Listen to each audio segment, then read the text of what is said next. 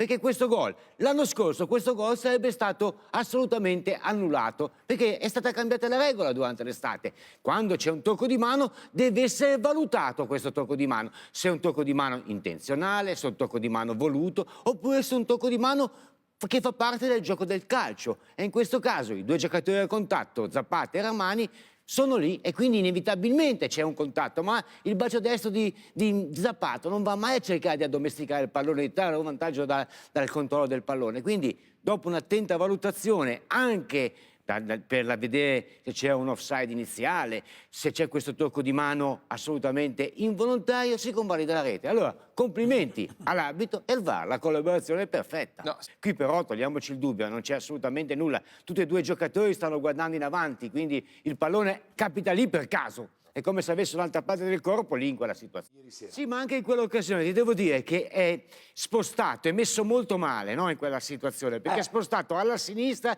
del tiro di Ilicic. Guarda, lo vediamo in questo momento. Guarda lui cosa fa per cercare di vedere. E in questa situazione si avvicina al pallone, corre verso il pallone, quindi è inevitabile che correndo con lo sguardo verso l'assistente perda la frazione di secondo in cui Mario Rui tocca il pallone semplicemente con il piede destro e mai con le mani. Però è chiaro che a questo punto, guarda, Mariani indica col braccio sinistro il punto del calcio di rigore e dice sei stato tu.